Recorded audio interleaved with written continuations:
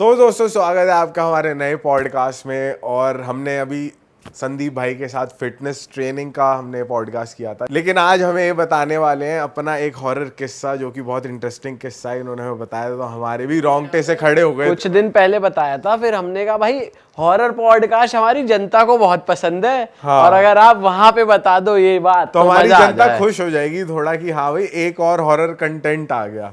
तो भाई क्या कहानी है, शुरू हो जाओ अब, जरा वेट नहीं हो रहा। अब साइंस से अब हम हॉरर की तरफ। हाँ।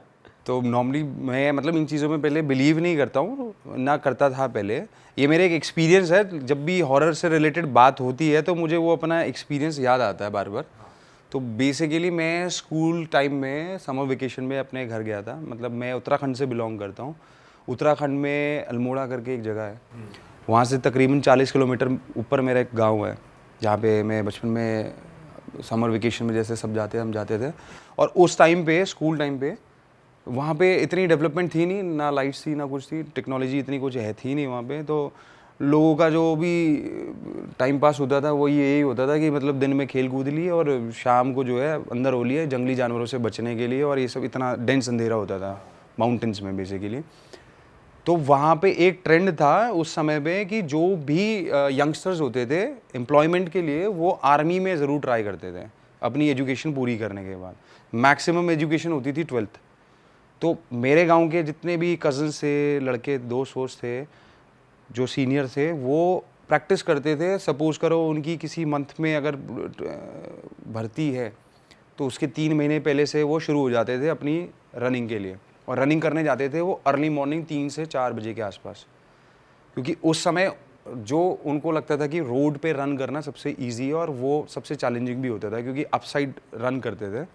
तो मेरे को एक दिन अपने कज़न से मेरे को खुशी हुई कि भाई मैं भी आज दौड़ने चलूँगा तुम लोगों के साथ। तो उसने रात को मेरे से बोला कि ठीक है, अभी हम रात को 2:30-3 बजे उठेंगे तो हम फिर चलते हैं रनिंग करने।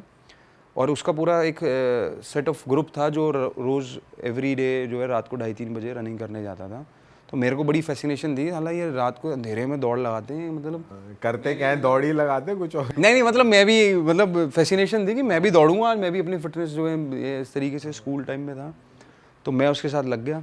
सुबह उठे, अब जहाँ रनिंग करनी थी और वो जगह हमारे घर से तकरीबन 20 से 25 मिनट ट्रैक करके थी। मतलब रोड में रनिंग करनी थी और रोड से हमारा घर 20-25 मिनट जो है ट्रैक करके जाना पड़ता था। अब अंधेरे में हम लोग चल रहे हैं और माउंटेन्स में नॉर्मली रास्ता होता है पगडंडी वाला, ऐसे, ठीक है, जिगजैग, कभी अप साइड जा रहे हो कभी डाउन साइड जा रहे हो इस तरीके से। तो वहाँ पे आप ऐसे नहीं जा सकते जैसे हम सिटीज़ में जा रहे हैं ना, ग्रुप बना के कंधे पे हाथ डाल के, एक बंदा आगे चल रहा है, दूसरा उसके पीछे चल रहा है, तीसरा उसके पीछे चल रहा है, लाइन बना के चलते थे। तो इतना अंधेरा था, पहले तो मेरी वैसी फटी पड़ी थी कि अंधेरा देख के, तो मैं उसके सिर्फ पैरों को देख के चल रहा था अंधेरे में कि जहाँ जहाँ वो पैर जा रहे हैं मैं भी वहाँ जाऊँगा, ऐसे ऐसे करके। अब 20 मिनट तक उसके पीछे पीछे चलना है। तो हमारे विलेज में एक स्ट्रेच ऐसा आता है जो छोटा सा सूखा हुआ झरना है वहाँ पे, जो बेसिकली बारिश के टाइम पे पानी आता है उसमें, अदरवाइज वो सूखा रहता है। तो वो बिल्कुल अंधेरा होता है, मतलब अंधेरा मतलब कहने का मतलब कि वहाँ इतने ज़्यादा डेंस ट्रीज़ हैं कि वो आपको ऐसा लगेगा कि आप किसी गुफा के अंदर से होते हुए जा रहे हो। तो वो जब वो स्ट्रेच आता है तो इतना साइलेंस होता है क्योंकि वो सिर्फ वहाँ पे सूखा हुआ झरना है और कुछ नहीं है। तो मैं उसको जब वो स्ट्रेच पे पहुँचे हम, तो मेरे को कुछ एक एक्सपीरियंस हुआ उस समय जो मैंने उस समय के लिए इग्नोर करा सबसे पहले, बट नोटिस मैंने किया उस चीज़ को। जब उस जगह पे पहुँचे तो वहाँ पे एक मुझे कुछ किसी चीज़ की ड्रॉप होने की आवाज़ आई, जैसे कोई पत्थर फेंकता है या किसी तरीके से टक करके आवाज़ आई। तो पहले तो मेरा ध्यान गया उस चीज़ पे, बट मैंने इग्नोर कर दिया ये सोच के कि नॉर्मल साउंड है, किसी पत्ते की होगी, पेड़ की होगी, कोई होगा कुछ चूहा हुआ टाइप कोई चीज़, छोटा मोटा जंगली जानवर। हम आगे बढ़े। अब जैसे जैसे हम जा रहे हैं, मेरा क्योंकि फोकस उसके पैरों में था, तो मेरा फोकस इतना ज़्यादा फोकस था, मैं वो आवाज़ भी मेरे को क्लियरली सुनाई देने लगी बार बार, टक टक वाली। हाँ। तो जब जब मैं उसकी स्पीड में देख रहा था, मैं उसके चल रहा था, तो मेरा एक ध्यान उसके पैर पे था, तो दूसरा ध्यान मेरी उस साउंड के ऊपर था। वो हमारी वॉक की स्पीड के हिसाब से वो साउंड चल रही थी, टक टक टक टक टक। मैंने एक जगह पे अपने कज़न का हाथ पकड़ के रोका, जस्ट टू थोड़ा सा नोटिस किया, क्योंकि मैं एकदम से घबरा गया था उस सेकंड के लिए। तो उसने मुझे देख के एकदम से उसने देखा मेरे को और उसने मुझे इग्नोर करा, उसने बोला चल, और वो उस समय के लिए वो आवाज़ रुक गई। अब वो वापस चले तो वो फिर वापस वो आवाज़ तेज़ हो जाए। तो उस समय तो मैं घबरा गया था बहुत ज़्यादा। मैंने उसको कुछ नहीं बोला कि मुझे ये इस तरीके की साउंड आ रही है, और मुझे उसको ये भी दिखाना था कि भाई मैं बिल्कुल नॉर्मल हूँ। एक होता है ना जब एक टीनेजर बड़ा होता है कि मेरी तो फटती नहीं है किसी से, भाई जो मर्जी हो, अंदर से फटी पड़ी है पूरी बुरी तरीके से। तो मैं लगा पड़ा हूँ उसके पीछे, वो आवाज़ भी लगी पड़ी है मेरे पीछे, और वो मतलब एक ऐसा था कि जैसे आप कोई सपना देख रहे होते ना नींद में कि हाँ पसीने पसीने आ रहे हैं और डर रहे हो, वो रियलिटी में मेरे साथ चल रहा था। और मैं मतलब रियलिटी में होते हुए भी मैं ये प्रे कर रहा था कि ये कोई सपना ही हो, मैं सो ही रहा हूँ। हम लोग रोड पे पहुँच गए। एक रिवर को क्रॉस करने के बाद, हमारे जब विलेज के बाद हम जब सड़क पे जाते हैं तो एक छोटी सी रिवर है, उसको क्रॉस करके जाना होता है। उसको क्रॉस करने के बाद वो आवाज़ बंद हो गई, और मैंने भी उसको इग्नोर कर दिया उस चीज़ को। उसने रनिंग वनिंग करी, हम लोग घर आए, सो गए। अगले दिन मैं बीमार पड़ गया। मतलब जब मॉर्निंग में उठा तो मेरे को फीवर था। और हमारे गांव में ये बड़ा बिलीव है ये सब चीज़ों का, स्पेशली उत्तराखंड में। जो लोग उत्तराखंड जाते हैं, माउंटेन्स में जाते हैं, उनको पता है वहाँ पे बहुत ज़्यादा देवभूमि मानी जाती है, और ये सब चीज़ों में बहुत बिलीव करते हैं, स्पिरिचुअल चीज़ों में। Demi God's. तो उन लोगों ने मेरे को सबसे पहले ये पूछा कि ये तबीयत ख़राब हुई है। तो मेरी ग्रैंड मदर थी, उन्होंने मेरे से पूछा तुम सुबह साथ में गए थे, तुम कहीं पे डरे थे? तो मैं मतलब उनको कुछ बोला नहीं। मैंने कहा डरा था मतलब? तो उन्होंने मेरे से कहा तुम सुबह रनिंग करने गए, तुम जहाँ भी गए सुबह, तुम कहाँ गए थे सुबह? मैंने कहा मैं तो दौड़ लगाने गया था उनके साथ, कज़न के साथ अपने। तो वहाँ पे डॉक्टर से पहले, सबसे पहले इन सब चीज़ों को, अपने फोर फादर्स को याद करते हैं, जो लोकल गॉड्स होते हैं, देवी देवता होते हैं, उनको याद करते हैं, भभूति लगाते हैं। तो वो भभूति ला के एक कोई लेडी थी, वो शुरू हो गई ऐसे ऐसे करके। मतलब उन्हें पता चल गया कि उन्होंने रियलाइज़ कर लिया, और उन्होंने मुझे बताया नहीं ये सब चीज़ें कि ऐसा कुछ हुआ है। अब मैं क्योंकि छोटा था, मैंने ये सब चीज़ों को बस एक्सपीरियंस कर रहा था, और इसीलिए मैं इन चीज़ों को उस दिन के बाद से, अब मेरी ग्रैंड मदर कर रही हैं, और एक ओल्ड लेडी आई, उन्होंने किसी को बुलाया, और वो जो है बेसिकली हमारे हर गांव के एक अपने मंदिर होते हैं जहाँ पे पूरे गांव वाले साथ में जाके मतलब दिया विया जलाते हैं, जो लोकल गॉड्स होते हैं हमारे। वहाँ पे एक हवन चलता है बेसिकली, वहाँ की राख लाके वो शुरू हो गए ऐसे ऐसे करके कुछ मेस्मराइज और कुछ वो बोलने लगे। अब उसके बाद जैसे ही उन्होंने उसमें कुछ चावल मिक्स करे, और वो राख को ऐसे मिक्स करके ऐसे पकड़ के उन्होंने सीधा पट करके मेरे फेस में मारा, हार्ट करके एकदम से चिल्लाया। और मैं एकदम से, जैसे आपको अचानक आप किसी चीज़ के लिए प्रिपेयर ना हो, आपको एकदम से कोई एकदम से शॉक में ऐसे डराए तो आप डरते हो ना, मैं एकदम से ऐसा हुआ। और मेरे को ये रियलाइज़ हुआ कि मेरी ना बॉडी एकदम से लाइट हो गई एकदम। मतलब मेरे को उस समय तक मुझे लग रहा था मेरी बॉडी बहुत स्टिफ और हैवी है, और जैसे ही वो चीज़ हुई तो मुझे ना उसके बाद एकदम से लगा कि जैसे मैं रिलैक्स ही हो गई, मेरी बॉडी स्टिफनेस मेरी रिलीज़ हो गई है। फिर उसके बाद मैंने अपने कज़न से पूछा कि ये मेरे को क्या कर रहे थे और ये हुआ क्या मेरे साथ। तो उसने मेरे को बताया कि तू कल उस झरने के पास में तूने मेरा हाथ पकड़ा था, तू डरा था वहाँ पे। मुझे लगा शायद इसने मेरी ग्रैंड मदर को बताया।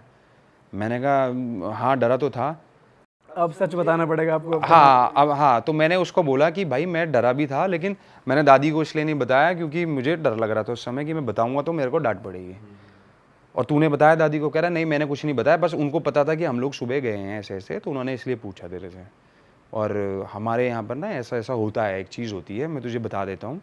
जिस जगह से हम गुजर रहे थे उस जगह पे बहुत साल पहले कोई न्यू बॉर्न बेबी था, डेथ हो गई थी उसकी at the time of birth. तो उसको वहाँ पे, क्योंकि हमारे हिंदुज़म में न्यू बॉर्न बेबी को मतलब जलाते नहीं है बेसिकली, उसको वो करते हैं, बरी करते हैं, तो वो उसको वहाँ पे दफना दिया था।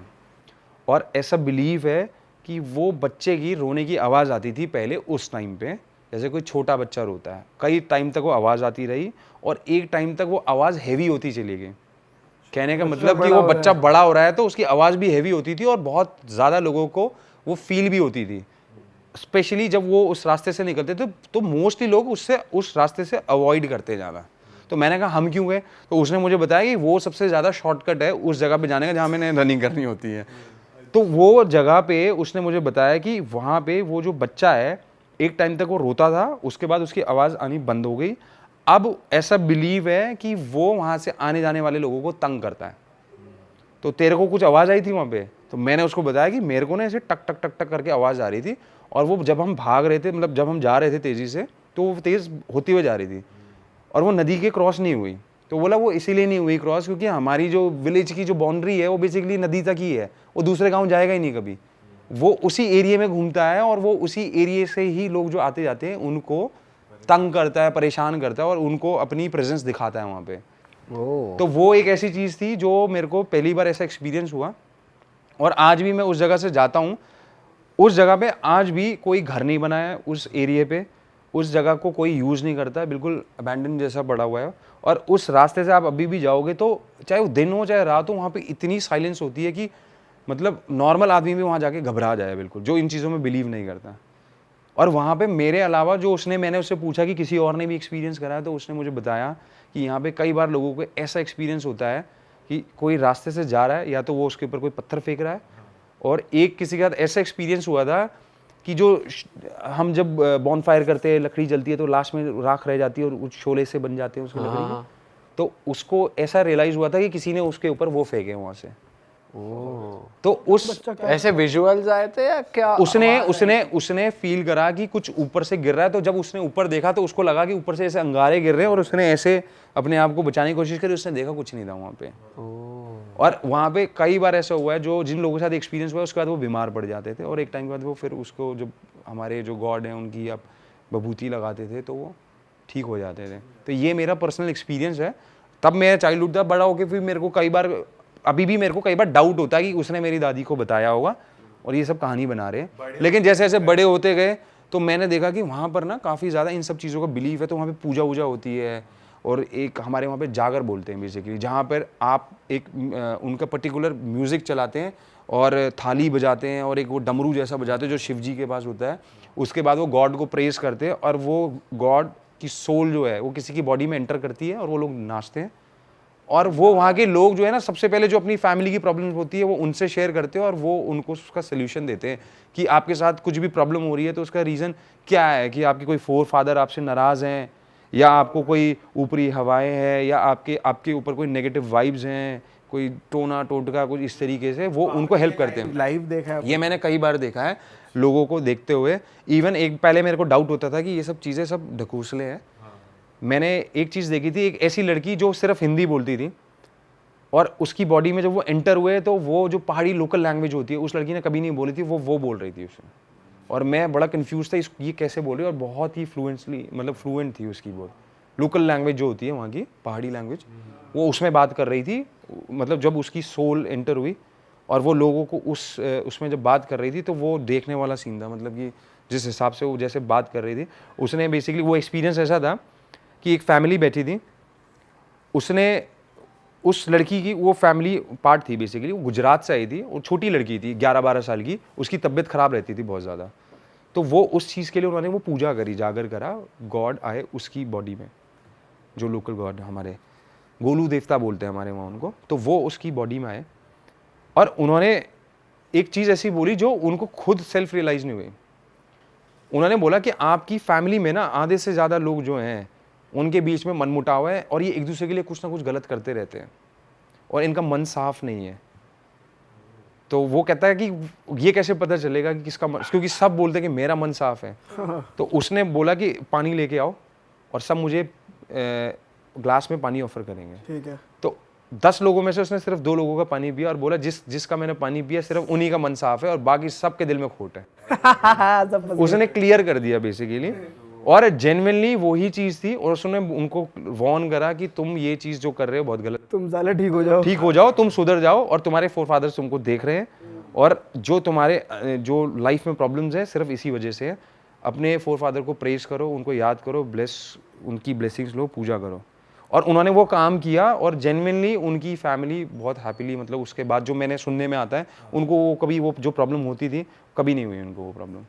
तो ये एक ऐसा एक्सपीरियंस है जो मतलब वहाँ पे आप हॉरर बोल सकते हो या देवी देवताओं का भी वहाँ पे सुपर नेचुरल है भाई। ये इनफैक्ट ना बहुत और इन गॉड की जिनकी मैं बात कर रहा हूँ इनको वो गॉड ऑफ जस्टिस बोलते हैं हमारे वहाँ पे और इसीलिए उनको बुलाया जाता है। अगर आप कभी मुक्तेश्वर घूमने जाते हैं तो रास्ते में कैंची धाम आता है जहाँ पे नीम करोली बाबा जी का मंदिर है।